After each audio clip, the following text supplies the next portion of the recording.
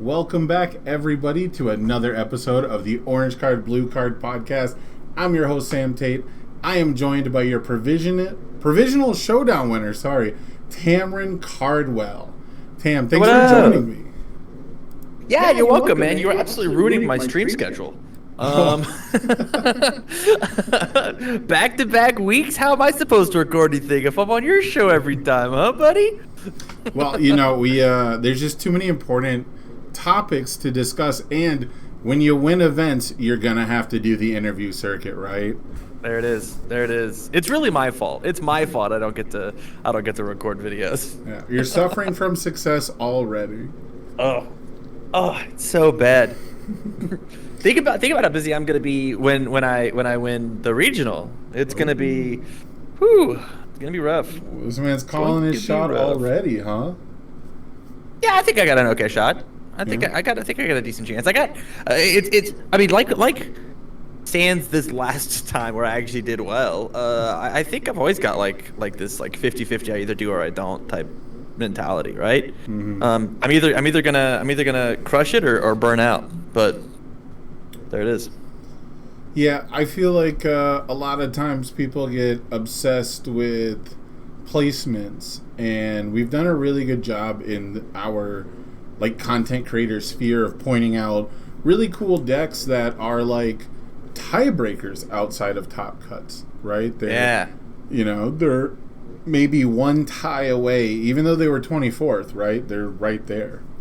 So I think the classic example was there was a Midnight deck that was giving Ryan Field trouble while he was playing Momo, and that deck was actually just tiebreakers away from a top cut, right? Right. Yeah.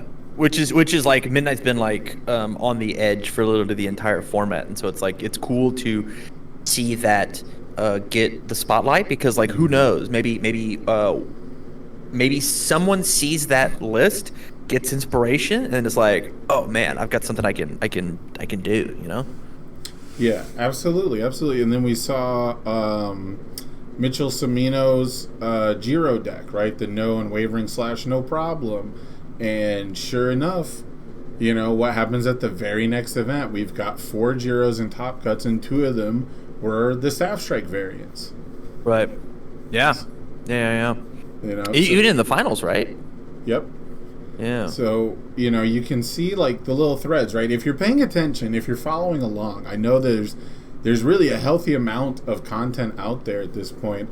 If you're following along, you can see the meta shift as time goes on. You can see the little threads, all the way back from the very first regional in Las Vegas. They talked about getting the read on the slower format, even though one of the fastest decks maybe of all time, definitely what I would consider the fastest deck at the time in My Hero, won that event, Tim Keefe on Tokoyami. Tell me, what was it like playing Cement Toss and making the transition to Momo? Because I know you were on the Cement Toss deck for a good minute, but what made you finally take that plunge into the Momo world? So let's take it all the way back to Cement Toss, right? First, because the reason that I played Cement Toss is because I thought that he was better in most of the matchups than Kirishima. And I still believe that. The issue with Cement Toss is he's significantly worse in the matchups that he's not, right? I think Kirishima has way more of a 60-40-esque type of game field, right? Where the decks that he's good at, he still feels very good at. The decks that he's bad at, he feels okay at, right?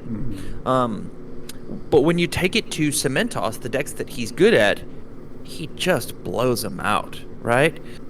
He just absolutely takes them to task.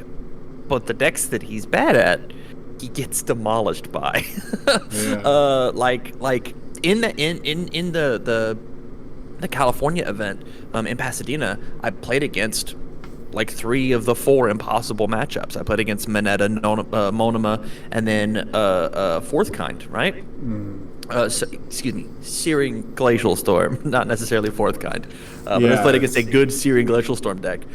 And so had my work cut out for me, but it was that discrepancy. But I feel like in the other matches that I did really well in, I don't think that Kirishima shined as well as Cementos did. And so, as we take and we transition into what this next provisional looks like, all I wanted to do was, I realized that we were going to be playing games for literally 20 hours over the course of 2 days, and I went, everybody is complaining about Momo. Let's put a spotlight on her for 20 hours, right? I'm the person to do it. I'm the person who has the biggest solo stream, and so like let's showcase what this deck can do. And so I just messaged Kevin and I was like, "Yo, are you playing in the upcoming provisional?" And he goes, "No." I'm like, "All right, shoot me. Is there anything you would change about your Pasadena list?" Because I wasn't looking to innovate, right? I am totally okay with net decking something and then making some small architectural changes, right? Mm-hmm. But I don't have to start from ground one. There's no reason you should be starting from ground one. You should take somebody's inspiration and then try and build upon that, right? Add to the legacy of the deck, and that was my goal.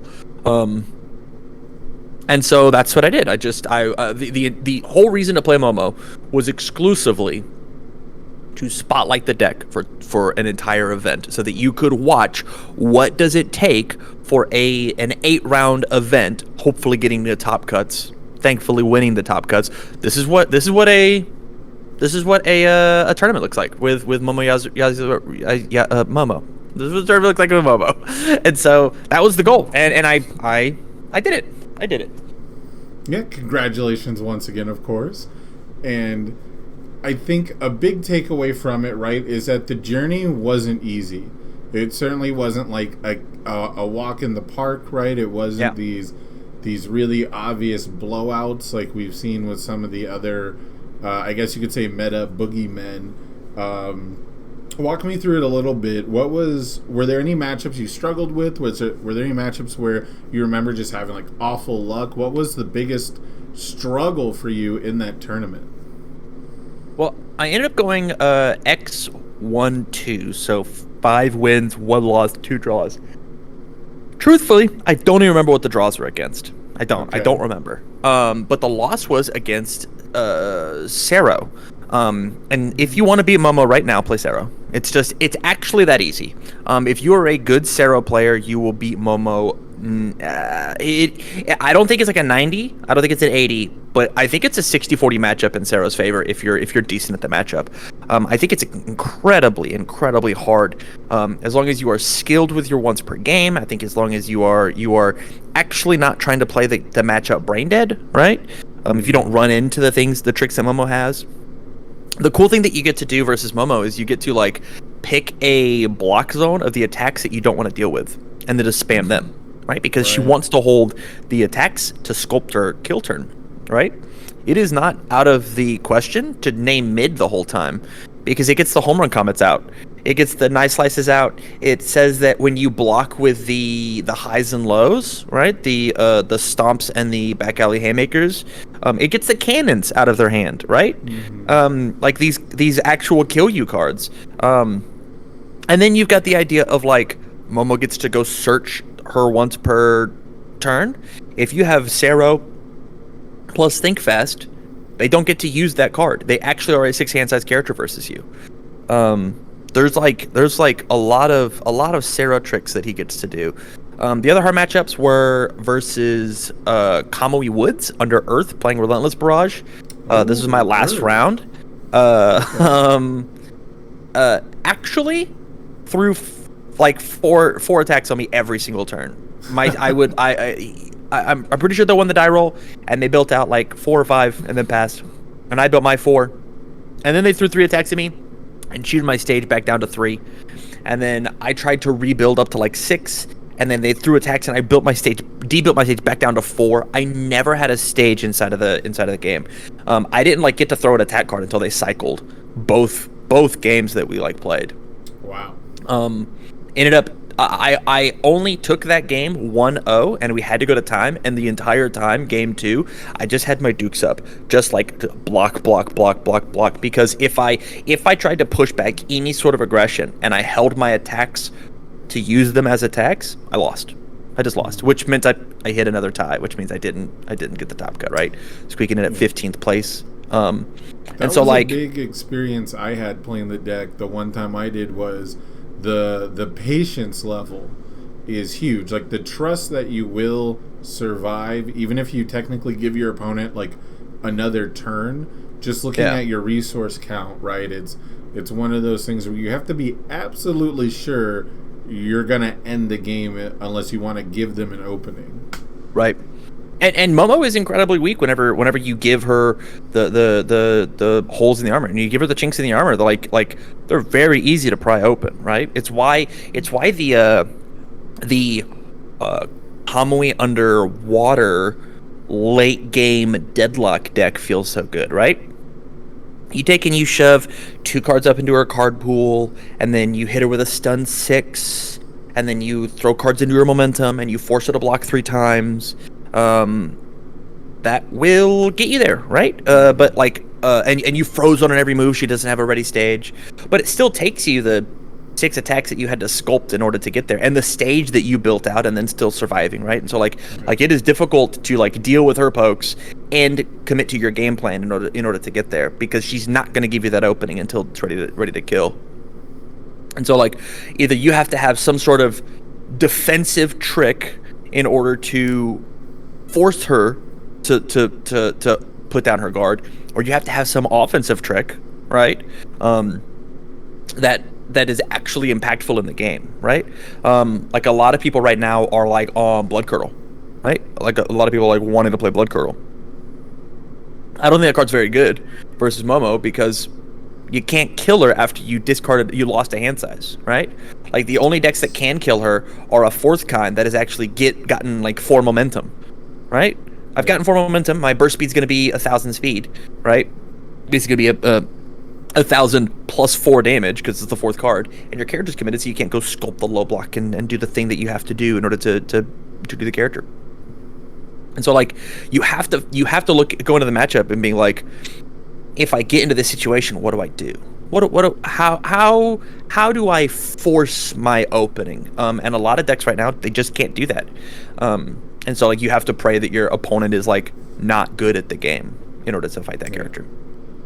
When it came to Blood Curdle, it really came down to the resources I needed to safely use Blood Curdle. Because again, we're talking like at a level of play where, yeah, you can take all kinds of risk, but the players at top tables, the players succeeding, especially with these Momo decks, right?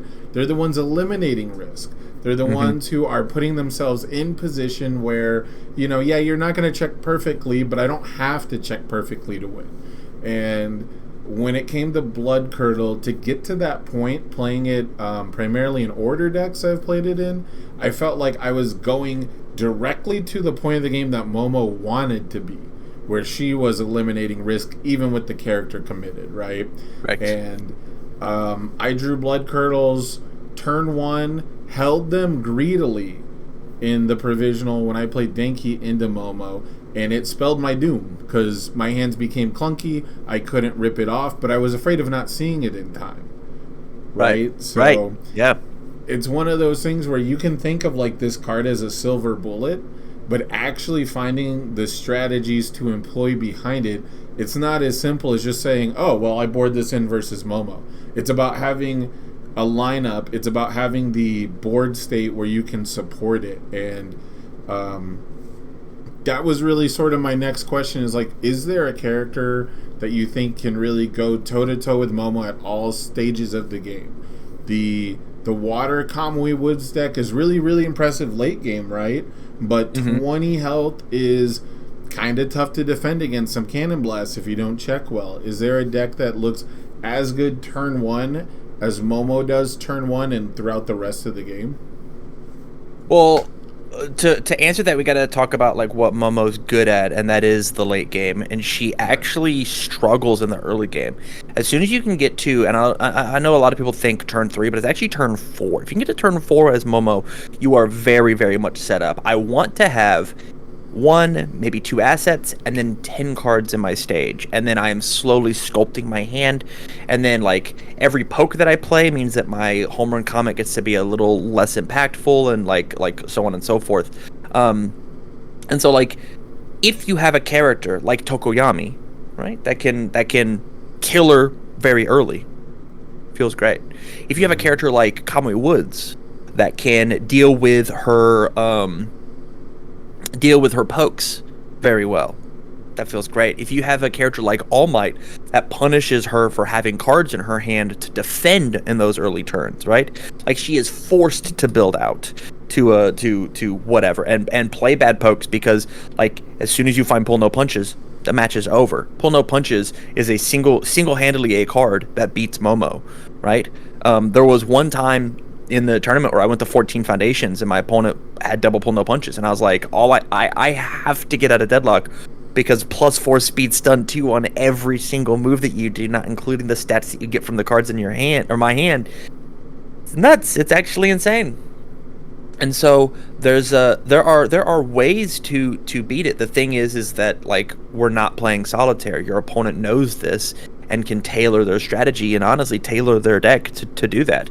Part of the reason that I put in things like Childhood Friends is because it was very good in the early game. If I saw that card very early, I got to play a really impactful poke, the best attack in the game, Back Alley Haymaker, twice. That card said that I had 5 of that card in my deck. And so, like, I got to play it, lift it, then play it again next turn. Also, I had a 2 high block. So, like, my opponent knew that they couldn't push in with a high attack because I would just block it for free. Which means they didn't play the high attack. Which means I blocked it for free. And so, because, like, I don't have to block attacks, you don't swing. And so then I got the value back out of that card.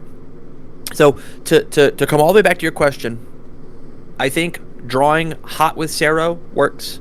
I think Kamui can stave off the pokes to force you into the late game, where I think Kamui actually has the matchup, truthfully, if you play really tight.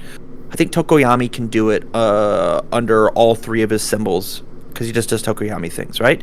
But as soon as you get to turn 4 as Tokoyami, you got to figure out what you got to figure out what you're doing. Yeah. And so, like, there's I think there's a couple answers, but the thing is like, I don't think Kirishima does it, and I don't think that that All Might does it, and those are like 2 of the most represented decks, right? I don't think that Ochako does it. Ochako's just like an easier version of the Momo deck, but just hard loses the face shield, right? You see any amount of face shields, and then the match is over, or that turn is over for you, right? This impactful turn that I wanted to steal my momentum, because Ochako doesn't mind getting blocked, she minds her card getting flipped over. And so, like, there are answers, they're just not being played at the moment, which is, a choice of the community. Yeah, and I think a big part of it too is, you talk about a character that makes you play their game. Momo doesn't look like she does that, but I think she kind of does. I think she kind of puts the game into like this almost stop and go. At least the few games that I've been able to take off of her, played by like a experienced pilot, I find that it is very much like you said, that turn 2, the early aggression, keep those resources down, right? Make them sort of struggle to keep their life total up. But then on that next turn, usually turn 3 it's my hand is not quite good enough, and you need like a better sculpt, and you get sort of stuck in this weird in-between place where you don't want to get to turn 4 because Momo is set up, right? But if that turn 3 hand isn't super good, what do we do? Do you bluff? Do you start? Do you poke?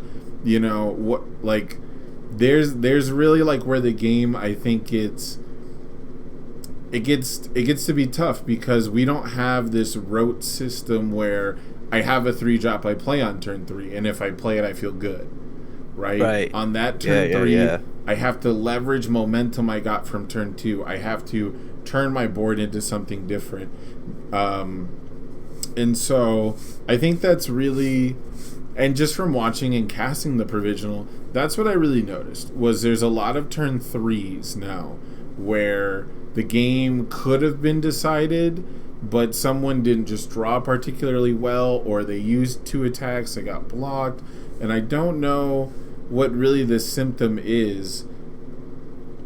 Do you think that, I guess there's no real question here, I guess just have you observed anything like that now? Because we've obsessed so much about that turn 2. We've obsessed so much about surviving turn 2. Do you think that decks are kind of getting lost in the middle now if they don't accomplish their goals turn 2? They just don't have a solid game plan for late game, I guess, is really what I'm getting at. Maybe, but like there's certainly like 3 levels of the game, right? Turn 2, turn 3, your entire goal should be I gotta kill her. I gotta get her down to single digits, right? Because at single digits, like she can't make any mistakes, and like she can't take one on the chin and then like block something important later. And then, as soon as you get past that turn 3 and you push into turn 4, right? We'll say that's our turning point, right? Or like turn 3.5, right? Like you could say it's turn 3. Your entire goal is to pressure her stage. Yeah. Don't care about her life total. Your goal is to don't care about her life total. Don't care about her hand. We have to make her utilize that stage as much as we can, which is why Death, Earth, and Evil characters should be very good at fighting this character. Strictly off of the back of Apathetic. Apathetic is the strongest tool to fight that character, because the best foundation that Momo has is Rescue Completed. It just is, right? Yep. That one foundation turns any foundation we want to into -4 speed, and that is a very messed up exchange rate, right? It is the reason we're only seeing the life Momos do anything, right? There's no good, there's no all, it's just life. And it's just strictly off of the back of, I felt exceptionally safe every time that I had a Rescue Completed. I felt invincible when I had Rescue Completed combined with Study Group Leader. Like, it was, you could not break my board, it was not possible. You combine that with the fact that you also have access to release as an additional panic button. It felt very, very hard to kill me. But the thing that you have to do is you have to try and find this chip damage through the partials and pressure the stage. When you pressure the stage, you also have to set yourself up not to be backswung, because attack, comet kills you, right? Giving your comet, giving that 4th attack, which like we'll pretend like on a 5, and then we can play a 4 high for 4 that says my next comet is 1 easier. So that is on a 5, the instant shiny flash. So I play my comet on a 5, and with the 3rd one, and then I play my last comet on the 4, 5, 6, 7. I can even check 3s and have, I think, like 7 foundations, and I think I'm okay. Especially with Momo destroying those committed resources to give the plus speed, right? Attack, instant shining flash, comet says that if you're not allowed to interact with these, you can only block this one, right? It's kind of got big Tokoyami energy, right? Like you can only block the ruin. You're only supposed to block comet. You're only supposed to block the cannon blast when they pump it.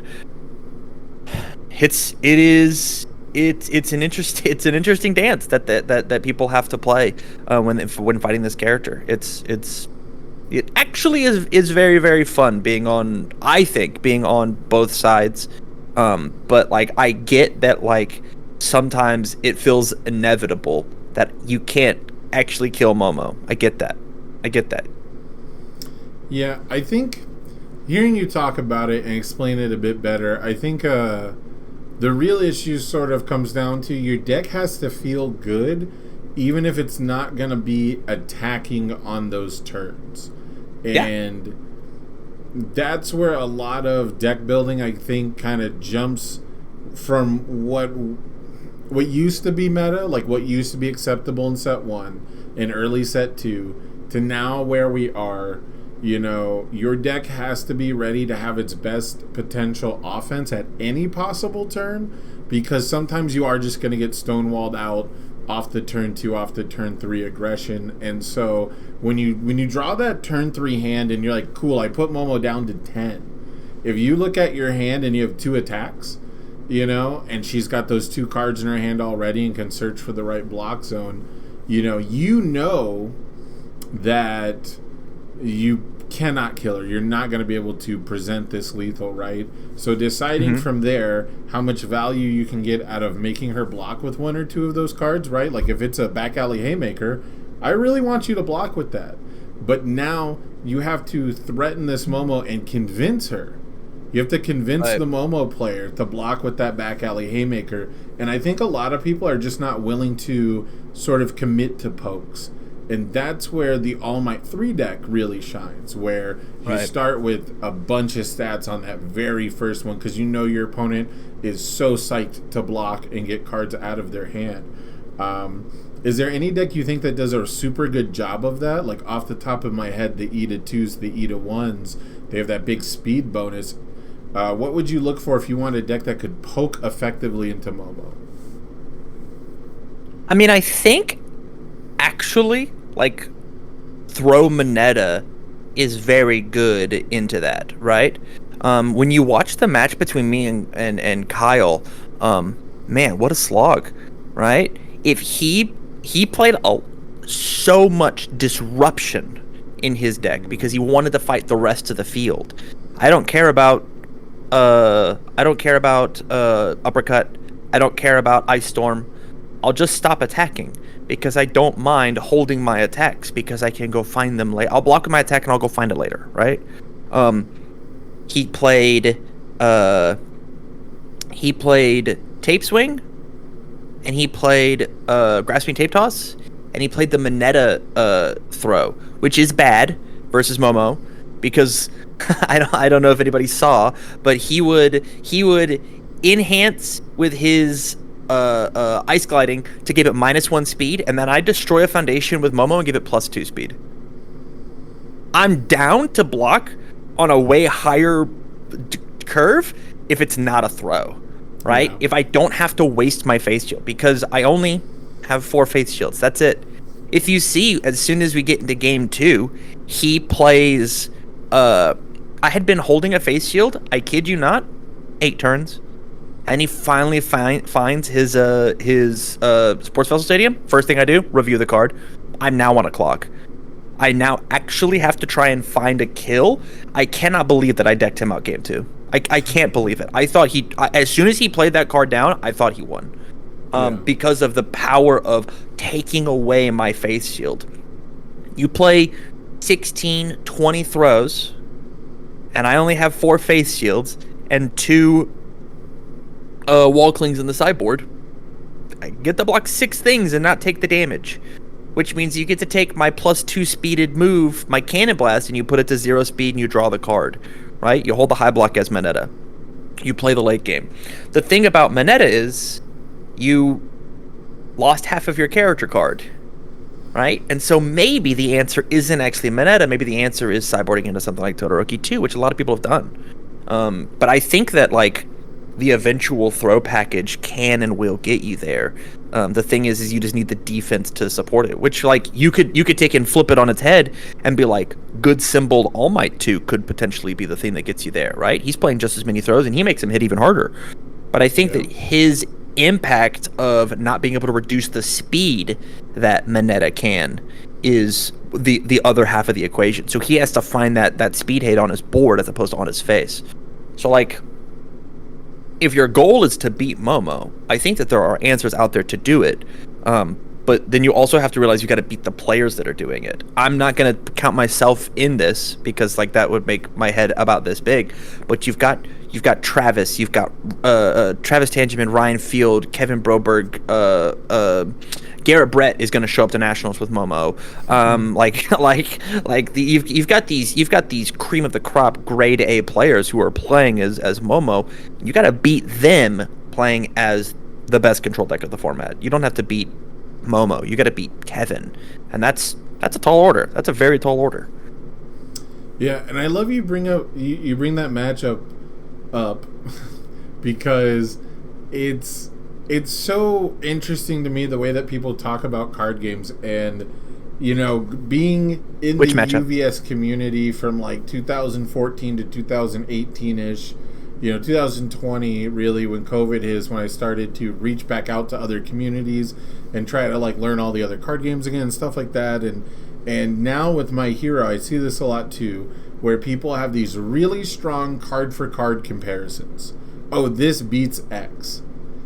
Such and such beats this card. And first of all, most cards have 2 abilities on them, right? So like it's never a dead card.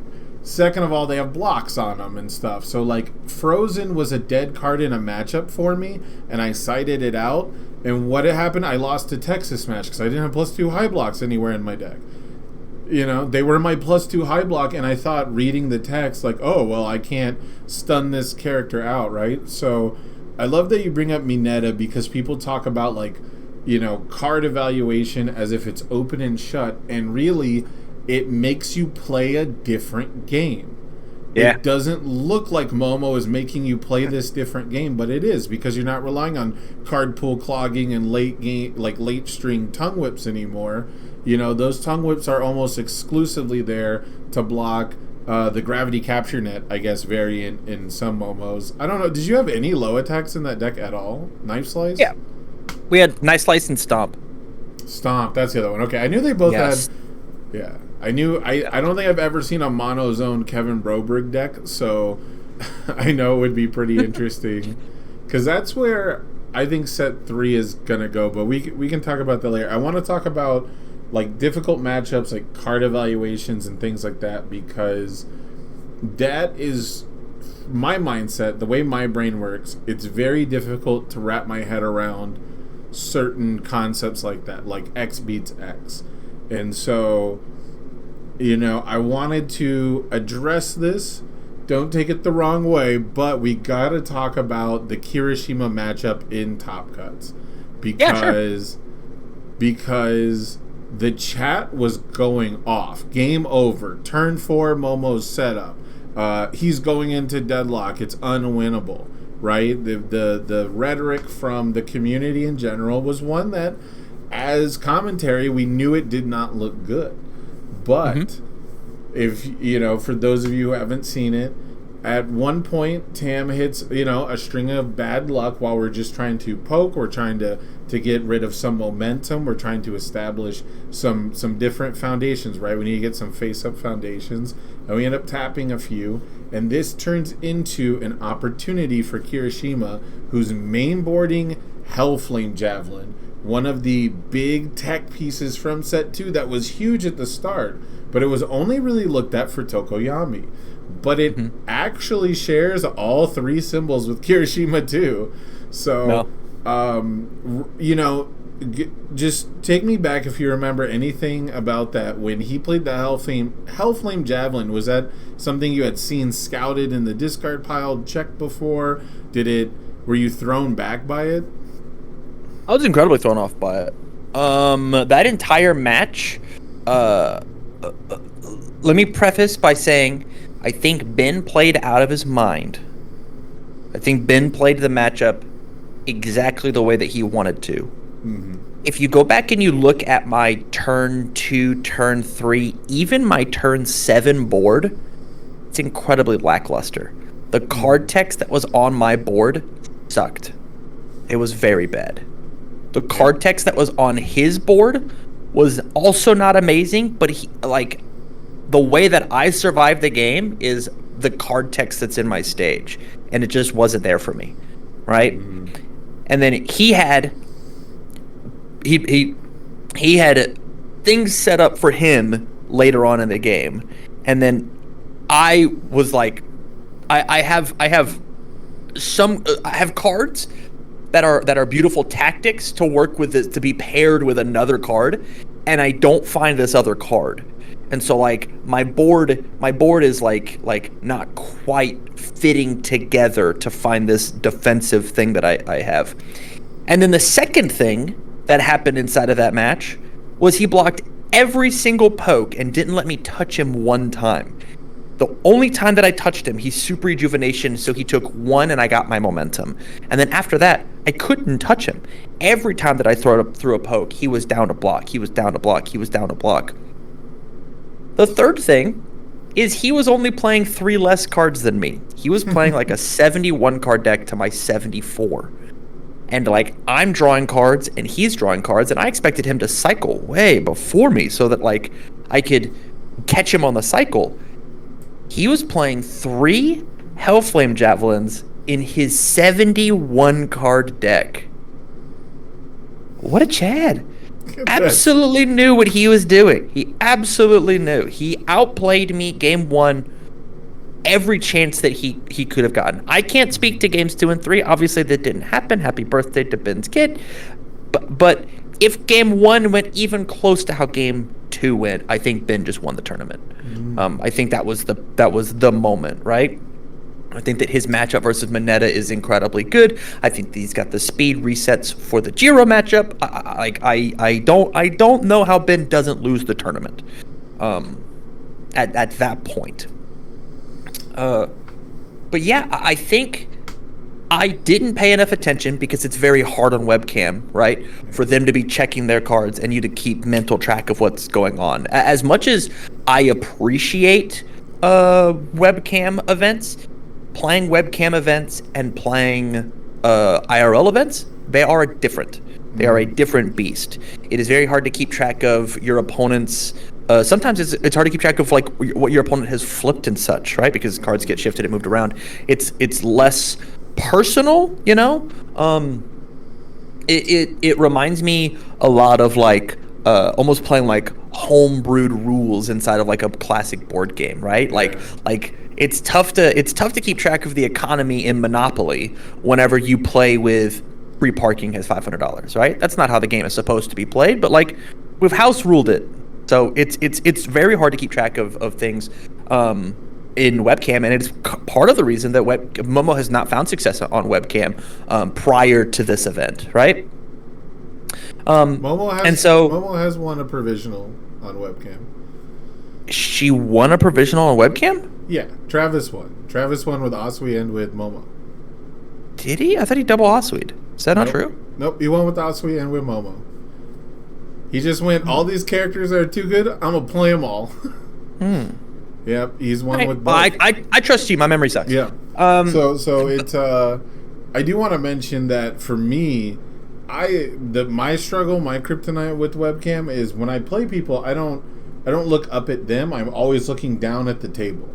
I'm almost constantly always looking either at the table or at my pen pad, any notes I've taken, which is almost never. And so on webcam, I'm now only looking at my board because my opponent's board is up. And so I will just completely lose track of their staging area, not just because it's tough to see, but because I've spent a full 30 seconds planning my turn looking down at my board only now. Let's complain about more webcam stuff. I was playing against Kyle, right? I love Kyle, great friend. At one point, I'm like, hey man, I don't know what any of your cards do because you have the world's biggest glare. Can you take and just shove your whole card pool up into your, or your whole stage up into your card pool so I can just read your cards? You're going to read them out loud to me and I won't have any idea. I won't remember this at all. Shove them up so I can see them. And then he shoved them up and I got to see, and then he brought them down back into like a blizzard of white. It's like I could not see anything anymore. And I had to be like Sherlock Holmes in my mind castle, like, all right, he's got 2 frozen and then he's got triple learning or struggling with studies, so I have to make sure that like I force out a couple of those. Yeah, it was tough. But it's just a different beast, you know. It's just a different beast. Hey, look, by 2025, I'm sure we'll have a spell table equivalent for our game, right? That would be amazing. That would be absolutely sick. Amazing. Just have some official spell table games for a tournament. Keep the community together. That way, I mean, Jessica's gonna sell out a bunch of product because all these chrome rares. So yeah, they're gonna make the money from it for sure. So you're saying you know what a chrome rare looks like? No, I have no idea. I have no idea. But if they are saying that it is one of the selling points for the product, and so who knows? Maybe it'll be a thing that makes us buy more boxes, right? Because right now everybody's so fatigued from set 2. If you have some cool chase rare, like not a secret rare, but even more secret of a secret rare, I mean, it just makes you buy more boxes, yeah. were you there the other night in Discord when I was opening my prize packs? No, I was not. Oh, so I've been holding on to a bunch of Set 2 prize packs all the way from Orlando. I ended up getting to like, I don't know, probably 75 total, and I opened a bunch to try and find Confused to play at my locals. Just to get like third and fourth copies. But at one point I had about 60 packs I was gonna offload on one of my newer players for like $100. You know, just get them like some bulk into the game, and it's like, you know, full disclosure, these aren't from boxes, right? Like I have no idea what the distribution will be. They ended up saying that they'll wait for set 3, so that was cool. And I finally dejectedly just started cracking them all so I could organize them and get these packs off my desk. And when I did, I was talking to Christopher Bromley and a couple other people, and I was joking that if I opened up a Dropkick Slicer, I would play all symbol Momo at my locals and just troll them with one attack in my deck and play Dropkick Slicer every turn until and just block them out, right? Like, you know, right. Give them as many turns as they need to practice attacking a Momo. That's a messed up thing to do. You have the backswing Momo. Yeah. That's a messed up thing to do. But I respect it. Yeah. So what ended up happening is I actually pulled 2 Dropkick Slicers and 2 extra rare Dropkick Slicers. So I now have a playset of Dropkick Slicer. You have 4? I pulled 4 in like 6. I had to buy those. Those are my last set 2 cards. I had to go buy 3 of them because I couldn't open them. Oh yeah, what code did you use to buy them? What? I wish they weren't on his site. Oh. They weren't there. I asked him. I was like, "Hey man, you got Dropkick Slicers?" So I just had to go to TCG Player. I would have loved to have used code plug-in to get 5% off my order. That'd have been tight. So are you telling me that Christopher Bromley has him on his buy list? He might. He must. Yeah. I don't know. You'd have to ask Christopher Bromley what his buy list looks like. Yeah, maybe I can. I'm not positive he's buying anything because he just opened his store and he spent $45 million doing it. Have you seen the store? It looks actually immaculate. Yeah. I'm not gonna lie. I was, just maybe this is a Vegas thing, but I was expecting like a little hole in the wall where like it's just long and goes in, and you got some shelves. You know, you got like just enough room for like the length of a table, right? Right. Yeah. No, that store looks fucking amazing. It looks so good. It looks awesome. Yeah, I know he's planning to do other events and stuff there too, so I'm really excited to see what it becomes, because Vegas, I don't know what it's like in other towns, other cities, but Vegas will have a card game shop like every mile down the same street. You can drive down one road and there's just like Nat 20, Little Shop of Magic, Allied Games, We Play Games, like all down the same exact road, and only like 2 of them will stay open, and then a new one will open on that same street, and they're almost all one room, one shelf, one counter spaces. So it's I think the big thing is that like a lot of card game players just like really care about community, and they want to own the building, right? They want to own the room so that they can stay up until 3 o'clock in the morning playing games with their friends, and they aren't necessarily business minded people, right? And I think that's like the biggest thing about card games, and this is totally just thinking, right? When you think of Vegas, one of the big things that you think of is card games, not necessarily collectible trading card games, but high-end card games. And so like I'm sure that some people have moved to Vegas because they are like, oh, cards, Vegas, obviously it's peanut butter and jelly, and then realize, you look around and go, guess everybody else had this thought too. I'm sure that's not all of it, but like I wouldn't be surprised if that was some of it, Hey, I've definitely seen some people buying booster packs when they should have just been at a slot machine the way they were going. Right. Right. It's super funny. When I first moved here as a kid, I was looking up gaming stores, which was like nearly impossible because I would use the words gaming, and it just becomes all casino gaming, right? Yep. So, Yep. yeah. But yeah, it's super exciting to see him get the store set up. Hopefully it survives the hurricane. I know Florida's going under some crazy weather right now. I'm sure it'll survive. Yeah, I'm positive. Yeah. Be the worst time possible. It would be the worst time possible. Actually opens it like in 2 days. Yeah. He tries to open the store in 2 days and it's flooded. Oof. Yeah. Knocking on wood. That's not happening. You got something? Yeah. You got something for me? I thought I had something, but I didn't have anything. Well, let's talk about set 3, right? It's the thing that's on everyone's mind.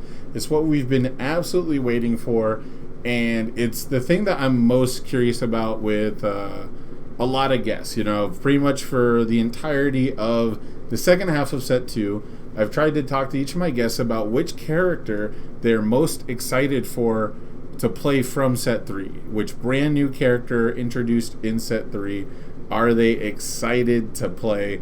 I know you got to go to UVS Ultra to get the whole list just for a second. So I'm going to stall for about, 4 seconds. You probably got it like tabbed, bookmarked. Yeah, of course. So set 3, what is the character you are most excited for, and symbol if you've got one picked out already?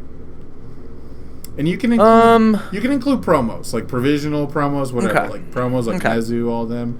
They're all included. So here's my list of things that I'm going to be trying, right? Eraserhead 2, Ojiro 2, Sato 2, Stain 2, Shigaraki 2, Toru 2, Death Arms, All Might 5. Are you just naming literally every character at this point? No, and Ball Might. Okay. Everyone else, I could not give two flyings about. Actually, could not care about Eraserhead. Could not care about Koda, Shoji, 13, Backdraft, like Nezu, 13? Recovery Girl. I couldn't. Resident Sleeper. Could not give actually two fucks about them. Everybody else, I'm gonna be trying. Probably the lowest on the list is probably Sato, but I think that there's something there. Yeah. Yeah, for me, it's Nezu, like 100%. Nezu seems like the character that's like, if I probably wouldn't take it to an event early on, like especially if the first event for set 3 is Nationals. It seems like a deck I'd have to like really practice and work on, but that's the one that appeals to me the most design-wise. I totally get that. He is, wow, what a coolly designed character. I think he's actually bad. I think he's bad. I think he's not a very good character. I think it's really funny that like Deku's notebook exists and it like shares a symbol with Sero, and like Nezu exists and like shares a symbol with Deku's notebook, but one of them like makes your opponent discard the best card. You just get to go, oh, you have that Faith Shield. Pass the turn. Yeah. But that is, so like for me, a pet design I've had, going all the way back to like old Mega Man cards, and I've actually done this for someone else in the community asked me to do a Sigma. I think it's Mega Man Battle Network or Mega Man X, one of the two. I'm not super familiar with the series. It is, yeah, it's Mega Man X, and to jump in, I designed Mega Man X. Yeah, okay, yeah. So you're a part of that. Yeah, we had Desmu ask us to make some fan made cards, and so they asked me to do Sigma. And one of the things I put in there was I originally wanted to do a tutor for discard a card, add a card equal to that cost, but it didn't really fit with the symbol identity, and also at the time it seemed like a little too nutty for the other stuff that like that they wanted in the kit, right, for the theme of the character. But that's something I've always really liked. I've always really liked discarding a card as the cost and then doing something based on its difficulty. Okay. Yeah, that's fine. That's it. That's neat. That's neat space. It's neat. Yeah. It's not for me. I think it's cool. Like, don't get it twisted. I think a lot of these characters are cool. Even 13, I think is cool. Right? The only character that I don't like out of set 2 is Shoji. I don't like the token thing. Not for me. It's not made for me. People are going to be very sad when I play maybe one game of shogi on my channel. I'm not going to do it. I don't want to. It's funny. The idea of like 4 times in a turn looking at the top card of my card and discarding it, that sounds super nuts. I don't want that to be like my character ability the whole time. Like, that's not what I'm about. Yeah, I just don't like tokens. I just don't want. Yeah. I just don't want tokens. I can't. I don't want to need dice in order to play your game, right? Dice are there to help me. I don't want to need a thing. I should be able to play with just like a pen and paper, and then my deck. And I have to have dice now. You have to sell me My Hero Academia collectible card game dice. Well, okay, I could get really devil's advocate here. Theoretically, you could just keep track of it mentally like you do with literally anything else.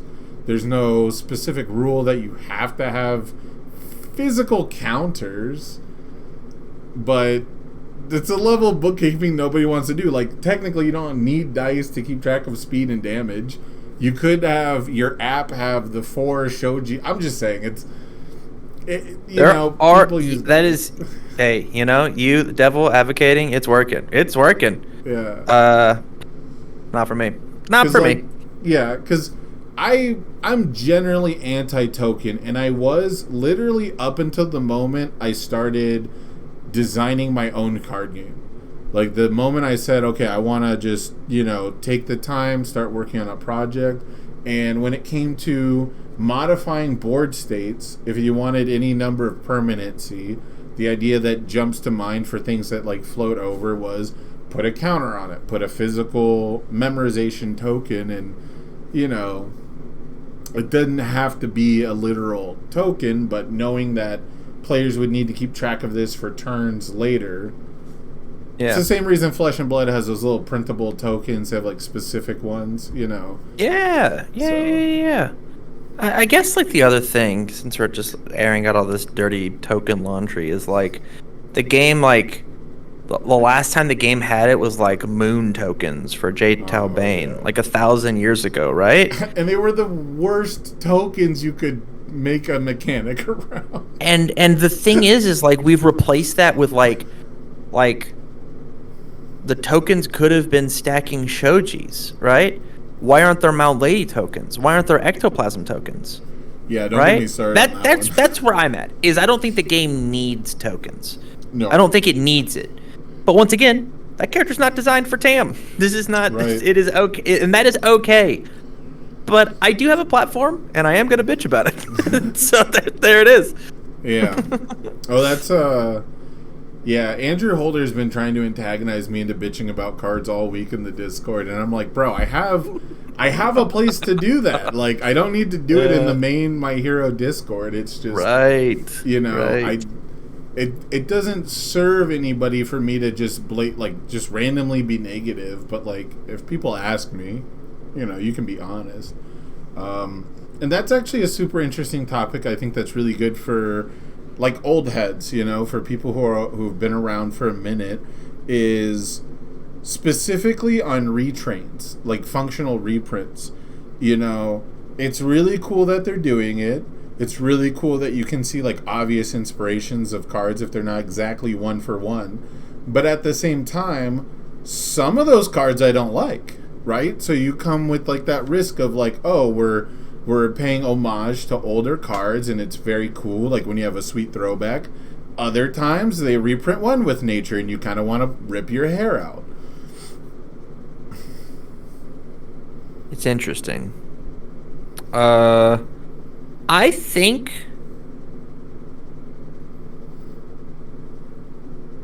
I have to choose my words carefully, because I think that there's... I think that there should be an idea of staple cards.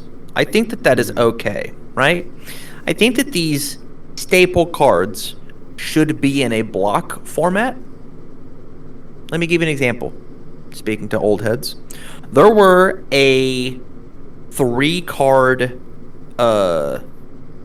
staples that I wanted, right? And you could make it 4, but a little finagling has to happen. Revoke, always printed, right? It is essentially nullify, right? Response, cancel, and enhance. Incredibly powerful card, and it had 3 very unique, very distinct symbols from the next card on the block, which was out of your league. And out of your league was essentially evil versus good. It canceled a response. Once again, on an action. Incredible, right? Revoke and out of your league, both actions. The third one in the rotation was stop, which had 3 unique symbols. And then what I wanted a 4th card that had the last 3 symbols for all 12 that were inside of it. And what I wanted them to reprint Templar and take life off of it. Yes, please. I wanted them to reprint Templar, take life, put on the last symbol, which was I don't remember. I don't remember at this point. It might have been death. It would be death. And so instead of heal 2, draw 2, maybe it was like they burn 1, I draw 2, right? Or whatever. Make symbol chaining happen, right? Yeah. Those 4 cards should exist for the rest of the time. Those cards should exist in every single thing, and you make the names generic enough that you could print them in literally anything you wanted to, right? I'm so surprised if my hero had if my hero was standard power level, Revoke would have been a card for Eraserhead. Yeah. He just would have been, right? You could have made Stop a Midoriya card. You could have made Out of Your League a Bakugo card. Like you could have done these things over and over and over again, and that would have been cool. That would have been okay. We kind of got that with the cycle of destroy 1 foundation, do a thing cards, right? I want those cards, and hopefully I don't know their name. Hopefully those names are good enough that you could take and just transplant that exact card 12 sets from now, whenever set 3 rotates out, if they do rotation for my hero, and you just slam it back in, because this card has to exist, right? Destroy 1 foundation, should exist under all 12 symbols. If as a deck building tool, you should have the ability to get yourself out of deadlock and get some sort of thing for it, right? I think they need to make a new one for Endenimed, because that card says enhance your turn, destroy 1 foundation, as opposed to enhance, destroy 1 foundation, They need to make a new one. But I digress. I think that there should be staples in the game. Yeah. And so I forgot what our original point was. It was about the duality of when you do reprints. When you have old heads, sometimes they don't like the cards. Usually it's for old heads to go, oh, that's neat. Sometimes they're not. I think reprints fans. like that are awesome. Yeah. I think reprints that are just reprints for reprinting's sake is a little lame, right? Yeah. I don't like that One with Nature is out. But I would rather have a One with Nature than a Spooky. I would rather just have Curious Magnetism. Right. Right? You have a character whose name is Magni? It's one of the League of Villains characters. My hero character. Correct. Why doesn't she have Curious Magnetism as her card? Why isn't she the one who's just pictured on the art? Right? Yeah. Like you could make that happen. But maybe it doesn't happen right now, maybe it happens later, right? Why isn't the card luck called luck? Why doesn't it have those 3 symbols, right? Like if you're just gonna do it, just do it, right? As opposed to here's literally the exact same text to the point where we go all the way back, right? The first time that I saw this happen was on a Maxima card and a Zangief card, and they shared 2 symbols and were in the same format. They were printed like one set after each other. Just make it Muscle Spirit and move on, right? Or make it what the Maxima card was. I think that they're if you want a card to exist and to be generic enough that you shouldn't name it so specifically that it is locked out, right? There will never be another Trinity Geyser. There will never be. Yeah. We cannot print reuse Shoryuken as a My Hero card. It can't happen. It can't happen, obviously. Mm-hmm. So make that so unique to Ryu that it feels fine. There's no reason to reprint it, right? Yeah, I think that's where you get into issues where you have to look at like flavor versus function. And that's why for the old Universes format, I always thought that that should have been Red Horizon's goal, which is to provide you with generic named, generic, art, if like not generic, but like, legally distinct art, and you can just print the same card, and the issue becomes the naming and deck building restrictions. But like, if Trinity Geyser is not legal, and I have the exact same card, but it's Reese dunking someone, and it's Trinity Street Dunk or whatever, it's just a Reese dunk, like, that's fine, because that card's not even legal in this format. We don't have a format where I could accidentally play these two cards together. And so that was always kind of my take on it, was we have the ability to do reprints. It's just people are thirsty for new cards all the time.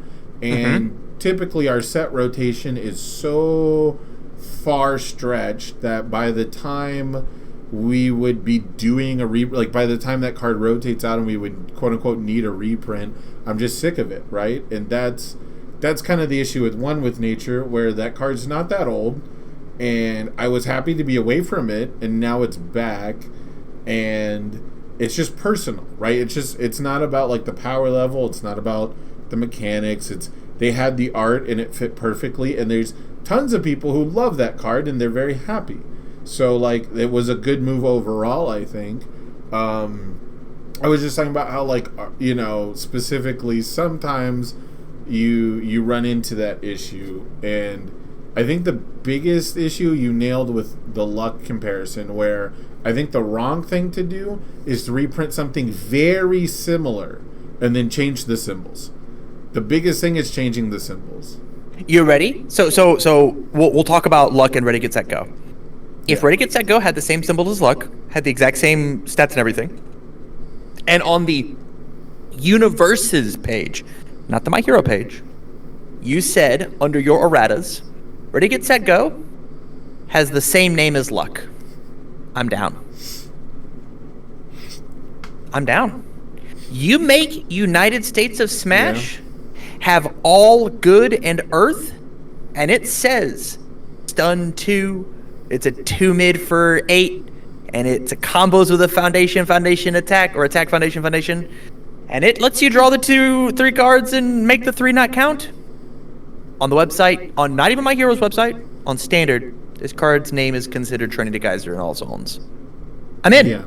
I'm so in. I think reprinting cards is awesome, right? But changing some small things and not you go to to talk about another card game, you go to Magic, right? Godzilla's in their game.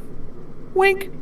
It's not really Godzilla though, right? It's a different named card, right? A card that I don't think has ever been printed, but they reserve the rights to print.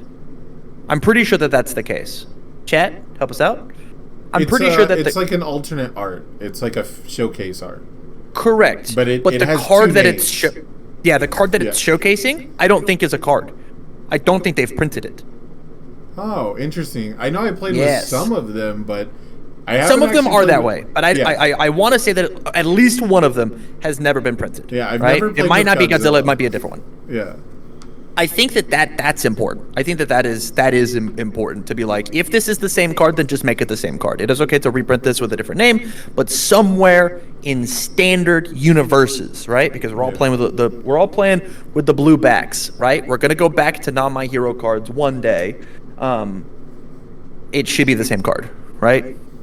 Yeah, and if you make it exactly the same, like everything on it's the same, the block mod, the control check, whatever. Yep. It becomes so easy for the players to just know the rule and can understand. I can't put these cards in my deck together, because I've heard people say, well, what about the naming conventions, and we have the dot system from multiple hyper bombs and different printings of the same cards. But if you make the card exactly the same, then there's no issue. There's no wiggle room. You just go, these are the same card. Legally, for deck construction rules, they're considered to have the same name. But as soon as you change one thing about it, you can now say, oh, well, these cards are not, or these cards are distinct from each other. They have different drawbacks. And to be able to run them together, you can start making cases, like, especially if you want to run like a 2-in-2 mix, because one is good here, one is good there. Fun fact, in Retro, you're allowed to play 4 luck and 4 ready, get, set, go under the life symbol. You can play a 60-card deck with 8 copies of Form Draw 1 card. Yep. You're allowed to do that. You're going to find a life character that wants to clear their card pool, that is down to draw bonus cards, that wants to have that low hand size, like, I don't know, like a Meihatsume, who now gets to take 4 cards out of their deck and play in standard with all of the cool tech cards and draw a bunch of... They're literally... Or Heidi, I don't know, maybe Heidi wants to play 4 luck. Oh my... Yeah. Or 8 yeah, luck, excuse me. She yeah, can and so like... win her turn 1 now. She can actually just win turn 1 if you build 4. But as soon as you say that ready, get, set, go, and luck are the same card, you don't get to do that anymore. Right. There it is. Yeah, it's Why's it got to be a life deck they can all symbol? Icy Red, what an amazing point that you've brought up in the chat. What an amazing point. But my point still stands. If now you get to play 8 of that card in the same deck. But they are right. You could theoretically do it like in your order deck if you just happen to share the life symbol. Yeah, correct. Yeah, that's been kind of a weird take for me, or like a weird thing to deal with. Where I do think a lot of the callbacks are really cool, but at the same time, when they don't hit the mark for me, it's weird because I feel like I should enjoy this, I should like this. But at the end of the day, it's I think changing something a little bit, and you see it with movies, right? You see it with Marvel movies, book adaptations. You change one little thing, and people are just upset. Yeah. I just I'm down with One with Nature existing. I just think it needed to not be set 3. I think the card is just too good. I think we needed to power level up a little bit further. With that said, though, I'm excited to see what that card does because the community's bitching and moaning about it, right?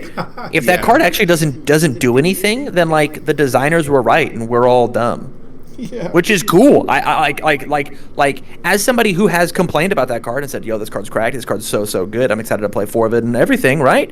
I am excited to be wrong about this card. I'm excited because I can tell you right now, my first impressions of Toru, where she was like a 9 out of 10 character, and I'm actually down to her. She's like a 6 out of 10. Yeah. Right? Having not played as the character myself, but played against it, I've played around that character so much. With a character named Cementos who wants to have 100 foundations. Ooh. Yeah, it's kind of that should be an impossible matchup for Cementos. Every single move should be hitting so unbelievably fast I can't do anything about it. But I'm surviving, and I'm doing something about it. And so, like, maybe the character's fine. Maybe the character's okay. I've played against it as Momo, and I've played against it as, I think, Toga and 1 Chaos deck. And that's the only experience I've had against Toru, but all of those decks had release. And I realized that there's this interesting math you can do against Toru where her enhance checks at the time that you attempt to block. So if they enhance and you're at, say, 15 foundations and you blow up, the math would be 4 of them to go down to 11, you now change that block modifier math. So if you're blowing up for minus speed or for release specifically, you can basically tailor-made your bonus that you give her to like 1 less than would be optimal. Right. And the big thing for me is she says for every 4 foundations I have, I get +1 to my block modifier, right? Yeah. But I'm getting +3 in blocking potential. Like, I'm okay with your speed scaling based on foundations I get, as long as I get more foundations than you get speed. You're just not allowed to commit out against that character, right? Exactly. And so, like, the thing is she's got big All Might 3 energy. Yes. Right? Where All Might 3 says I get +1 speed for every card in your hand, but the thing is All Might speed gets slower. Yes. because the more that I block, the less stats that you give. That's not the case with Toru unless you have some destruction out, right? And so if you just don't leave yourself wide open, right, you'll be fine. Which is why these punch decks are so focused on committing your resources. The water decks are all about the stun. I need to stun you out in order to play the game. If you can deal with that, then you can deal with Toru. And then having the panic button of, yo, put that card back in your hand, try one more time, feels great. And so like there is a way to fight this character that is I did not reading the card and reading like her kit and whatever, I did not experience firsthand. Also, I think her support is bad. I think that her cards are not that great, even in her, truthfully. I thought it was really weird to put like this really nice, really specific effect on a card that has a Toru breaker too. I don't know. I don't think it's that big of a deal. It just seems really interesting that, like, if I want that really cool unflip effect, most characters I don't think care about the other ability on it, right? Like, it's pretty much a 3 low for 5 that gets to unflip something in the base. It's a 3 low for 6 on a 4 diff, which is decent enough, right? That's true. On average, my opponent's going to have 6 foundations in their stage, right? And I get +1 damage for each one. In Toru, it becomes a 6 low for 6, because on average, because of the 6, and then Toru gives it 3 speed. And so a 4 diff, 6 low for 6, that unflips one of your cards and breaker 2s, amazing in her. That feels really, really awesome. And literally any other character, who cares? Exactly. Actually, who cares? I will go to my grave saying this card is bad and everybody else. Yeah. I really wanted to like the character when I first saw her, and then as like more cards got spoiled and the more I played against it, the more, like you said, I was like, okay, if I build 4 cards, you get +1 speed.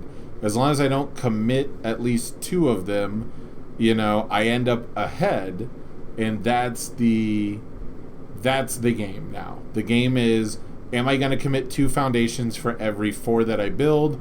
Probably not. You know, as long as I take things at a good tempo. So that's where I landed on Toru.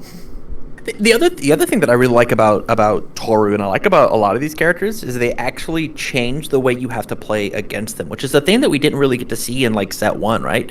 Like we really didn't get to see characters that were like, yo, I have to play against you in a different way. Kind of why I enjoy All Might 3. It's why I actually like the villain characters from set 1. All Might 3, Shigaraki, Nomu, is you have to play against them in really different ways. Yo, I can't just throw my whole hand down versus Nomu. If I do that, I'll die. I can't just mindlessly attack you with 2 foundations on turn 2 against Shigaraki. I'll lose. I can't play 1 pass versus All Might 3. I'll lose. But there's a lot of characters that, like, you don't play against Asui any different, right? You hold a good block and you pray. I think those are the 2 things you have to do versus Frog set 1. And so, like, I think that it's cool that a lot of these set 3 characters are doing that. Let me go back and relook, right? I have to play against Eraserhead differently. I have to be prepared that every time that I block him, he's going to tutor 1, and if I'm going to kill you with a powerful move, now I'm not. Gotta have Bofa. You gotta have 2 threats. When I look at Stain 2, the best foundation on my board, I don't have. I just don't have it, right? 13, if EX was going to get me there, it's not. Shigaraki, if I don't have momentum hate or some way to deal with their momentum, I'm going to lose. Toru, I have to play 1 more attack twice. Death Arms, I will not have 2 of my resources. Nezu, they're going to go find anything that they want. I can't rely on draw. Recovery Girl, if I don't have throw hate, I will lose the game, right? If I poke this character, I will lose the game. There's like 80% of set 3 is like, yo, you have to have a game plan. You have to do your homework going into what this character does, right? And I think that's incredibly, incredibly cool. Recovery Girl OP, you're actually crazy, Big Blue. You're crazy. Play the game differently. Like learn to fight that character. Yeah, when it comes to Recovery Girl, it's like it's the poster child for the just build until you have the win. You know, especially with the action recovery time, like, you realistically aren't going to make a ton of headway just trying to play back alley haymaker and like build one or draw one. And that's kind of where I see Recovery Girl being like important in the format. And that's where a lot of the discussion on Momo is right now, is like, oh, well, there are decks that are good against her, but they're not overwhelmingly good, and they struggle against other decks in the format. And it's because we don't have a ton of decks that punish those tiny little pokes where Momo's trying to draw extra cards, tutor up the pieces that she needs. You know, a lot of times adding cards to the discard pile, shuffling out face downs for face ups if we're avoiding deadlock, etc., etc. All of this tuning requires an enhanced step, and Recovery Girl, I think, can maybe punish those decks. And I'm not saying she's going to beat Momo, but the potential is every there. Time. That's what I heard. Huh? That's what I heard every time you said. Yeah, the every time. Yep, there's the hard matchup. Hard counter. Everyone play Recovery Girl. You heard it here first. Heard it here first. But those style of decks, I hope that she can be like a check for, because if you want to play a back alley haymaker just to draw a card, the likelihood that Recovery Girl is going to take the full 5 damage and not get a better foundation is really low. Yeah, is play an attack card, deal 1 damage, draw 1 card, or build a 0 diff worth it? Yeah. Is that worth it to you? Because she's gonna half block, she builds on the when you take damage. Yeah, so she'll partial, and then build in her free foundation, and then at the start of her turn, she'll gain 2 of the 3 damage that you did on the poke. Yep. That sucks. That sucks. I got rid of an attack, did 1 damage, and we both built a card? That's awful, right? Yep. You just have to change the way you play. It's cool. And she has access to speed and damage resets, and so even if you tutor up multiple cannon blasts, you can just take 5 or partial it, respond, build back those resets. So it's going to be the kind of deck that you can't just cruise control with a pokey, slow deck with. It's going to be one where you have to have a game plan outside of attacking, and I'm excited for that. That's what I want to see. I want to see more gameplay that isn't in the enhanced step, because I feel like a lot of times it polarizes otherwise really cool designs. And this is going to be my segue to talk about Kirishima 1, because Kirishima 1 was a character that came out of the starting block so hot, was incredibly consistent, had some of the best effects across his 3 symbols. Like, just maybe a big part of set 1 was just those symbols, right? Were just insanely good and weren't really missing a lot of the pieces that other symbols were. But to me, the thing that people complained about the most was you can't poke him. You can't attack into him early. He builds on your turn. It's just build for multiple turns. Build until you have a legitimate hand. And, you know, Momo is starting to kind of follow that same rhetoric, a lot of the same, you know, our turn sort of vibes.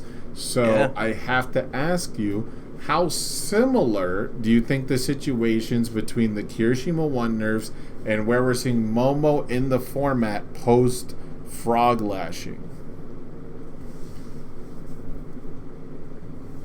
I want to go on record to say that, like, at this point in time, I think Kirishima could come back to full force and be fine. I think Kirishima could come back completely unnerfed and be chill. And I think that the only thing that I want to stay gone is coordinated, right? Yes. It feels the exact same way, and I'll say this: if you banned Rescue Completed, Momo feels the exact same way. Yes. It's this insane 3 diff that you want 4 of on your board to feel 4 of in your deck to feel safe, right? It felt like you weren't allowed to poke Kirishima and you weren't allowed to block his pokes. Well, with coordinated effort gone, you just block all of his pokes that aren't Hardened Frenzy. Hardened Frenzy's a free attack, right? I'm down to block jab. I'll block jab every day of the week. When you rebuilt jab and then played jab and picked up jab, I lost. Yes. Right? Kirishima should be allowed to get that tempo if you decide to push into him in the same way that Shigaraki does. He just does it on the opposite scale, right? Mm-hmm. Shigaraki says that whenever you attack Shigaraki, you lose a foundation. That's just like, you should, every turn that you attack Shigaraki, just realize that one of these cool cards in my stage, they're gone. I just don't have it. Mm-hmm. That's the mentality you should have, is they're going to full block one thing, I'm going to lose my foundation. But that trade-off is I committed my opponent's character, which is a beautiful resource, right? It's the one thing that I'm not allowed to stun. I can't commit. I can't cancel. I got rid of their character. Unless they've got the one attack that lets them rewrite. I don't care. But I think that Kirishima would be totally okay right now. To the point where I think that the character is playable right now. He's not competitive, but he is just as good. And this is we're shooting for a high bar. He's just as good as Mina too. Right? I could give him that. What an incredibly fun character Mina 2 is. What an incredibly fun game plan that character has. Plays such unique gameplay. How many face downs? She's got a fun gameplay. Lou, how many face downs can I get into my stage? Right? Kirishima 1 is, all right, how many face downs can I get? How do I leverage my cards? How do I reuse? And I have a second hand. Let me peek and look. I'll pick this one up. There's a cool gameplay loop there in what Kirishima 1 is doing right now. And you've got a lot of tools, such as like Small and Limber, that are insane in Kirishima 1. I get out my 4 Small and Limber, I give something 4/4, I lift a card to give it 2 more damage, I ready all my Small and Limbers. What a nuts turn! I'll play the card that I just lifted and give it another 4/4. Whew, those are some big swing turns. There's moves that you can do. That character will never top 16. That character couldn't top 64 in an event. It's going to be very hard pressed, but the character can do stuff. Mm-hmm. I think as soon as you touch the character card itself, that's where things like start to get wonky. Unless it's obviously broken, right? Like it's obviously broken. Then I guess we got to get rid of it. Yeah, I think if it were me, it's tough because the things that I would want in a perfect world are so unrealistic that I think the right thing to do would be to put Kirishima 1 back at full strength. I actually think that that's fine where coordinated included? I'm sorry? Coordinated included? No, not coordinated. Coordinated is everybody. That's putting a bunch of people back at full strength. That's putting Hardened Jab back at full strength is what that is. So coordinated effort can stay gone forever, specifically because block punishment should not be so bad that, like, if I block your attack and it means you get to play it again, that makes no sense to me. Like, Ochako 2 gets rewarded for hitting me. If I block your attack and that just means, I don't have a block for this later, and you just get to pick it up, like, the pure statistical advantage, right? Like, the idea that I'm going to have enough blocks for these attacks is just kind of ludicrous. Because, like you said, it's just absolutely free. 3/4 unique remove cost. Yeah. 3/4 unique remove cost. Reprint it. Let it rock. I would say for simplicity's sake, just let it go.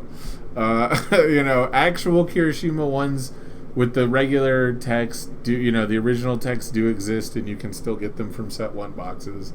I'm generally anti. They did reprint Kirishima with errata text, and they had the character cards available at Gen Con. So yes, but we will never see Kirishima 1 back at his full power. Just for everybody at home, it's not going to happen. They've already put money into reprinting it. No, not happening here. That's the main reason I'm not a huge fan of erratas.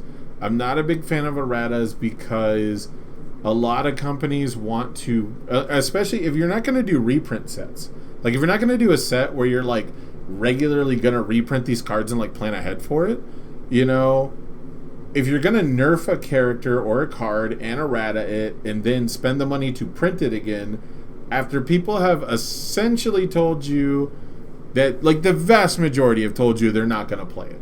You know, like there are a few people who are really happy to have that Kirishima 1. I'm sure there's like 5 people out there who still have a deck built, and one of them probably plays it once a month. But like the vast majority of people were not going to play it. When you weaken a card, they're just not going to play it because to get it back to its regular strength, like to get back to the point where it performs, it's just too much effort most of the time. Like I think you could top 16 with Froppy 1 right now, and people just aren't playing her because you'd have to play a little more normal. You'd have to play, you know, a little harder game than the frog lashing games. So I think Kirishima 1 could come back, and it's specifically because the gameplay patterns are really similar.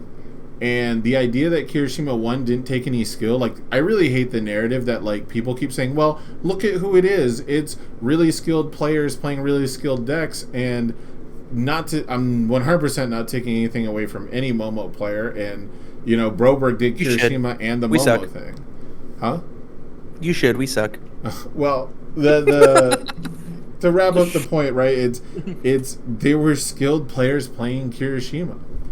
You know, It wasn't bums playing Kirishima. It was Chris Nixon. It was Kevin Broberg. You know, it wasn't.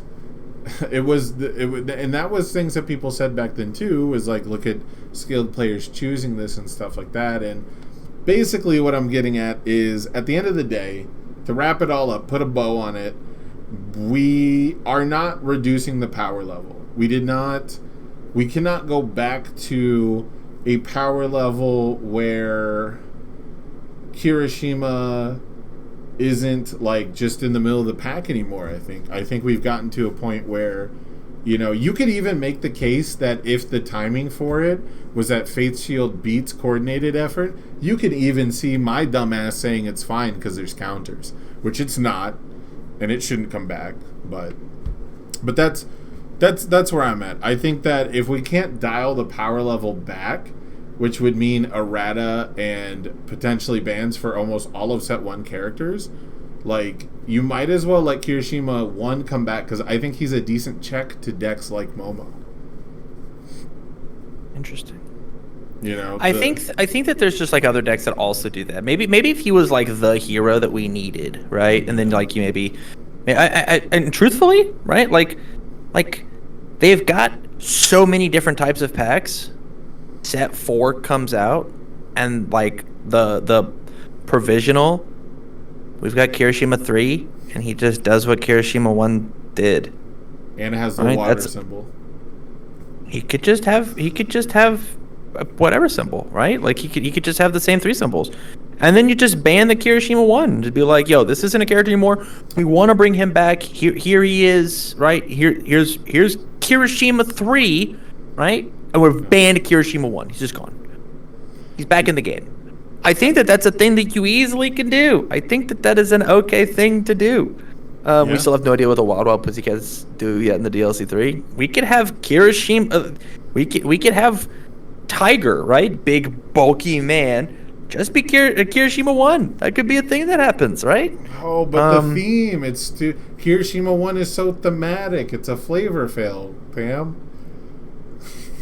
I guess. I don't know. No, I'm joking because I don't know. One of the things I struggle with is I'm not like the biggest fan of the show. I don't really watch, like, I haven't watched past All Might versus All for One.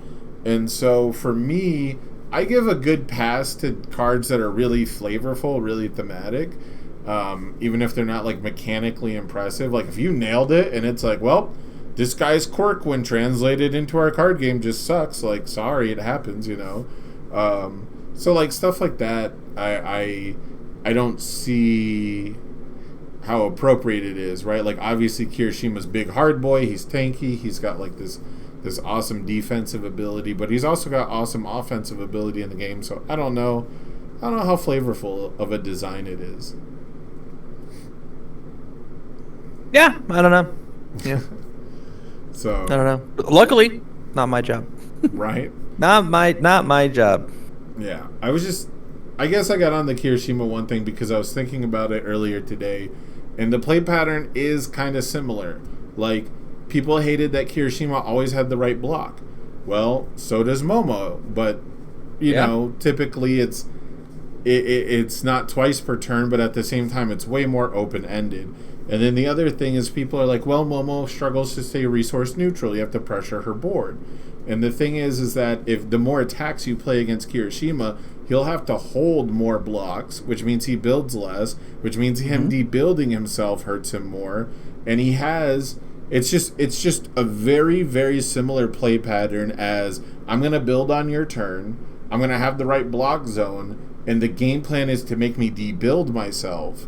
And they're just doing it in like slightly different ways. So one's a 6-hander, right? And then one is a 5-hander. One of them has build once per turn. One of them has build X as long as it has a keyword. Yeah. One of them has debuild once from my stage, from a thing that I've curated for +2 or -2 damage, and one has remove debuild my stage to go pick up from the discard pile the thing that, as a game mechanic, I fill up. Yeah. Right? You could make the point that Momo's stronger than Kirishima was. Right? Yeah. You could easily make that argument. There were certainly things that like Kirishima got away with that cheated at the game that Momo cheats at in different ways, and they've kind of got similar ways to cheat, right? Yeah, it's a lot of the set to just rounding out the one thing that she really needed, which was, to me, the not safe, but the really innocuous poke. I actually think back alley haymaker is like the number one thing because it builds you the damage pump that you need to make those lines really tight. It turns really lackluster lines, and we saw it with Sports Festival Stadium, right? Like, getting rid of Unwavering nearly killed an entire deck archetype because of, like, even if I don't get hit by Faith Shield, I'm losing 1 damage on every attack, and that's hard to compensate for. 1 to 2 damage, right? Because like it still guaranteed does the bonus damage even on the partial. Yep. Which essentially says that it did 2 damage. Yeah. Which is the real math you have to do when you're playing Mina Ishido, by the way. When you're playing Mina Ishido 2-dot, her burn actually has some pretty interesting interactions with things like partial blocks.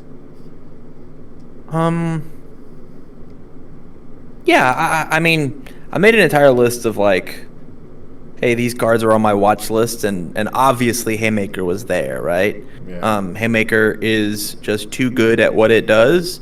But I mean, every time that I say that, like, yo, this set 2 card is too good, everybody looks at me and goes, yeah, but the set already cost pennies per card.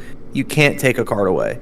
Which, my personal opinion, as somebody who is like, if I had like a, you know those fighting game counters of like how aggro are you, or your technique or defense, right? Of like, what's my Timmy Johnny spike, right? I'm so far a spike. Like, I care about the health of the competitive game. I just care about the health of the competitive game. I'm down to ban a whole set if it's better for the game, right? Yeah. I am here for it if it makes competitive play more interesting to play and more interesting to watch. I am down, right? I'm so down. To the point where, like, we see this regional happen, right? And set 3 gets rid of nothing changes from Momo, right? It's still Momo's the queen of the format or whatever. Get rid of her. Because it's not interesting. Right. It's not interesting. But currently, the diversity that we had in top 16 for this past provisional, and the top 8 to top 16 of the Pasadena event, and then hopefully the top 16 that we're going to have at the regional in 2 weeks and the provisional we're having at Rochester tomorrow, or in 2 days, right, is going to be really diverse, right? Mm-hmm. But Kevin's probably going to win with Momo, right? You think so? Is that? I'd put money on it. I'd put money on it, right? Like the deck, the deck, right? I changed 4 cards. It's the same deck. Has now won 3 events. Yeah. If he can get the top cuts, which he's a good enough player to do so, he is the front runner to win. He is currently number 1 ranked player in the world.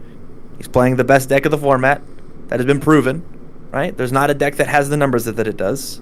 Just based on statistics, right. Yes. If Kevin brings Momo, he wins. No, I mean, I cannot argue with numbers. The only thing I will tell you, the scariest thing Kevin Broberg has ever said, which is, at least in regards to this format, which is, I play Momo to beat other Momos. He's playing the deck to beat the best deck. So that's at the point where I start to get a little concerned, because you want to talk about like a rock paper scissors, you want to talk about strengths and weaknesses.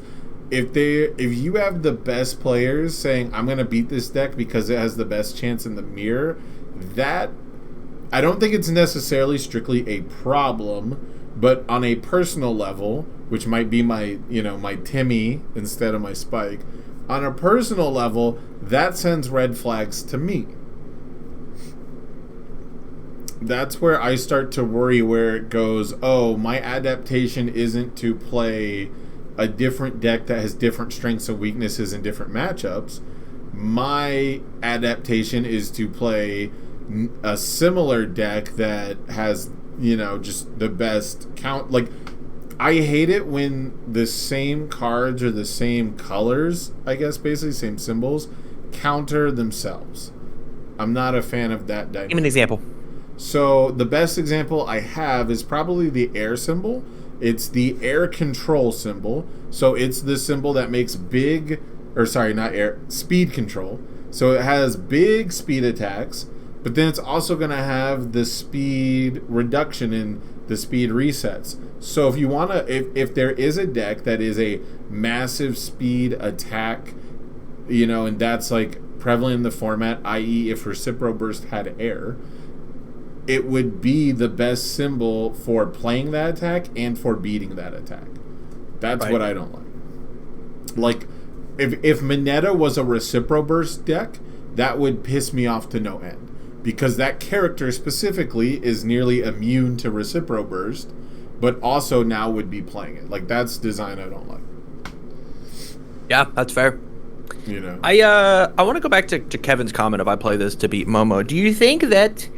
How much, and this is without getting him on the mic, how much do you think that he has played? How much do you think he has played other things to try and fight Momo? That's my question, right? Yeah. How much research do you think he's gone into it? Or do you think he found this deck that he thinks is the best version versus the mirror, as well as the best version versus the field, right? Yeah, because I can tell you that I'm taking a deck to this regional that I think is going to I'm taking it specifically to fight Momo, right? Because of the success that she's had, and I'm sure a lot of people are going to play that character. And then I am going to take and fight my other matchups and be like, yo, if I can't fight Momo's where I'm starting, and if I can't fight All Might and Tokoyami and Kirishima, and if I can't fight these things, I'll switch to a different deck. Yeah. Right? And then I'll play this and this and this and this, but I'm starting with Momo. And if I can't fight the rest of the meta, I'm just going to go back to Momo, because I have to beat her and then the rest. Yeah. I do. Yeah, I think it's the kind of thing where, and we could probably do a whole podcast on this. You sit down at the table and you say, this is what I expect to fight. And we saw Tim Keefe do this with Tokoyami. He's like, let's just look at what the format's going to look like.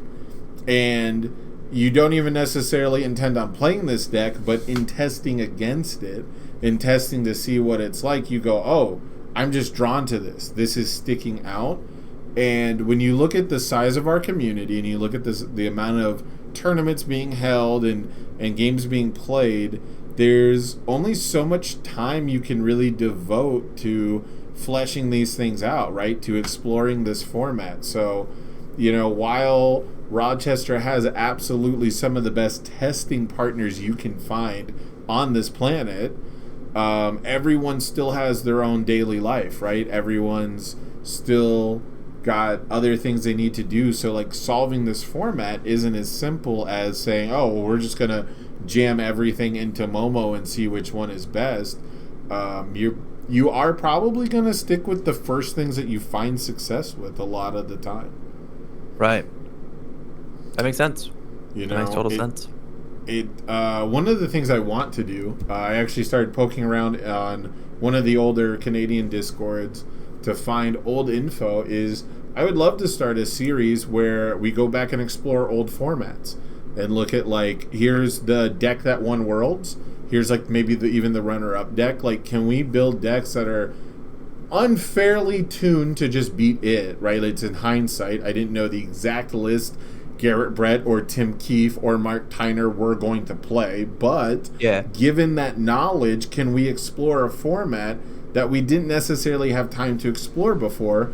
Because I'll tell you, in the past, I've seen a deck win a PTC, went, oh, I can beat this. Like, had someone at my locals here in Vegas build it, we played it, we went, we're ready for this. There are no events in my area for the next 6 months, and a new set comes out and the format changes. And webcam, baby. Yeah, there's the blessing of webcam. Exactly, right? Like, I couldn't travel, so the best example I had for that was Mature 59. We spent 2 hours testing against that with decks designed specifically, now that was a known quantity, to go after it. And 2 things happened. One, I knew that there was never going to be an event where I actually play against this deck, because it would either be successful and banned because it breaks the rules of the game, or it would be people would figure it out. Like, people would just not, it would be a flash in the pan kind of a thing. But we still sat there and we still ironed it out. And the very next event, the deck went from 59 attacks to like 50 attacks plus 10 tech actions, right? To combat all these things that people adapted to. And you love to see that. That's really what we're looking for. We're not looking for like a super busted deck. We're looking for adaptation in decks. And I think it's just kind of sad that we don't have the amount of information being churned out to, I don't know, to really know for sure 100% what's good, what's bad, what's the best, what's not. Yeah. But that just comes with like having bigger communities and having more full-time content creators, right? Like, currently the only full-time content creator for our game is me. And so like we get 2 or 3 more full-time content creators, or we get Kevin Broberg to quit his job and be just paid by Rochester to go and play card games. I bet he figures it all out, right? You do the same thing with Jose Narono, and I bet he figures it all out. You do the same thing with Phil Birch, and he figures it all out, right? Like, I think the only thing that's stopping us is we don't have the people that are truly dedicated to it. There are Magic the Gathering pros. There are Yu-Gi-Oh pros. There are Pokemon pros. That is there. That I'm gonna go put in an 8-hour workday, seeing what does Ectoplasm look like. I would love to play Ectoplasm. Holy shit! Right? I can't believe you said Ectoplasm of all the characters. What if Ectoplasm is the answer? Right? What if Ectoplasm, I get to play 2 tape swings every single turn? I will remove my resource, go grab my tape swing, play my first villain encounter to say that I play my tape swing on a 5 and then on a 5. And then I'll play 1 every turn, right? I play 2 every turn, right? Because I just like pick 1 up or whatever. Like I get to play 1 every turn. It beats Face Shield, and when you happen to throw the home run that matters, I block it for free. When you put the powerful into it, blocked. Why is that out of character? Why is that not fighting Momo? Well, the answer is nobody's trying, right? Because the high end players are not dedicating their time to it, right? Even me, I'm not dedicating my time to it. I have to record YouTube videos. I'm not on the grind. I'm not being like, yo, how do I beat this character? I'm not doing it. I sold out. I just played her. It's super funny only because I did have a concept with ectoplasm, but it was on Chaos, and it didn't work because I didn't have the card draw I needed from Order or the tape swing. But I did have a really cool concept where I thought with villains defeated and confused, I could bank my characters, and if I had a villains defeated for every character, I can just guarantee I removed this cannon blast. You know, and my goal was just target one of the 2 kill conditions. Like Cannon Blast puts pressure on my board, and I only have so many speed resets. And I had this super awesome concept, and on paper it worked. And then as soon as I get down into the game, it's like, oh, she's gonna get more Cannon Blasts than I get villains defeated. Like she can play 2 in a turn, and I can only use my character once in a turn. You know, things like that. And mostly it was the card draw, and I gave up on it super fast because I know I only have so much time. I only have so much time I can devote. I only have so much time before the next event comes up. And funnily enough, that's the event where I caved and I just said, I'm playing Momo. I didn't practice any deck leading up to it because I wanted, or I ended up having no practice because I spent a full week trying to beat it and then said, well, forget it. I'll just play it. And I should have been practicing that deck. Ectoplasm dissolving the conflict, I don't know how you die. Yeah, I was not on Order for the most part. Once I went to Order, I was dying to getting stunned out early. I was getting chipped away early. You know. Yeah, that's the Order symbol, right? Yeah. Like back alley haymaker is the thing that on turn 2 gets you. But you also do have the best block for back alley haymaker as a 0 mid block. You got 3 of them in your deck, so. Yes. Yeah. I think ectoplasm with his new attack is definitely worth re-exploring. And talking about playing a different game, a lot of people are going to run into issues where it's like, oh, he's got 2 of these stacked up. I'm not going to be able to play my 1 big haymaker 2 turns in a row, right? So it changes the game that you're playing. Right. So Completely. we've been at this for almost 2 hours. I want to thank everybody in the chat for joining us. I do want to thank my friend Tamren Cardwell, sponsored by Unfun Stuff, for coming out. Tam, before we go, is there any other topics you really want to discuss? Is there any shout-outs you might have? Is there anything you're burning to say? Anything you got to get off your chest? No. Big shout-outs to Unfun Stuff. Big shout-outs to you, Sam, for having me on for a second week in a row. How cool. Very privileged. Big shout-outs to everybody that played at the Provisional. Big shout-outs to Kevin Broberg, my favorite My Hero player. Big shout-outs to the fans, you all at home. I can't do it without you. The viewers, the chat. And my mom. Big shout-outs to my mom. She Is loves me and thinks I'm handsome. Is she upset she didn't get the top cuts before you? Yeah, she was devastated. She was like, wow, you topped? You're a scrub. She hung it up. She's going to go play One Piece now. 100%. Yeah. She's going to go join Super Show. All right, well. I guess the last shout out is I'm casting the Provisional this weekend. Oh. Yeah, so if you are interested in watching the Provisional, it will be me and Nilmerg casting the Provisional. We're gonna get Nilmerg on the commentary. I love to see that. Another Unfun sponsored player. Is she? Okay. We run it. Yeah, it's pretty crazy to see the brand growth.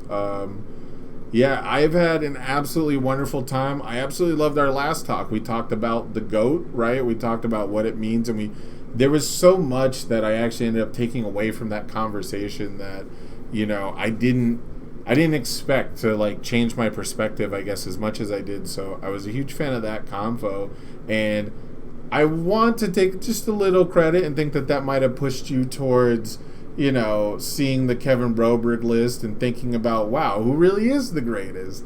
Who really is? Yeah. Guy. Hey, big shout outs to Sam for without him, I did not win this provisional. Easy peasy. Yeah, there it was. Got to get the caster bonus, right? Send that energy, that full bias. Right. Live from Rochester. No, I will not be in Rochester. No, they're not. They are not sending us out this time. Oh, it is clear across the country for Nilmerg. Actually, the most expensive flight you could have, probably. I hate to say these words, but it also is just a provisional, and so it is just a provisional. And so if it was original, I'm sure we'd be there in person. But yeah, and we're seeing the transition from the Provisional Showdown to the Provisional Store Championship, which is kind of what they were really meant to be. So you might see a Provisional Showdown here and there to really help the people who only have access to webcam and stuff like that. But right. I think we were expecting to see a lot more of that store distribution. That being said, I am going to plug real quick the Unfun Fridays, the actual best weeklies you can find anywhere in the world. Unfun Fridays, you guys need to check that out. They are webcam weeklies every Friday. At the end of the month, there's a cool theme. There's disco parties. You can catch Tam playing in them live on Twitch. We got the plug right here. You can catch him live streaming them. You can catch Andrew Holder casting them now a lot of the time, and he's usually got a special guest. So just a ton of cool stuff happening. We've got this Provisional this upcoming weekend. We've got the online regional coming up in a couple weeks as we head into set 3. And yeah, I think that's all I got, partner. You got we got the shout outs in, we got the plugs in, we got the links in the chat. I think we're good for this week. Love it. Love it. All right, everyone. We'll see you next week again, Thursdays, 6 p.m. Pacific time for another episode of the Orange Card, Blue Card podcast. I'm Sam Tate. I'm signing off with Tamren Cardwell, your Provisional Showdown winner. Thank you guys once again. We love you. Peace.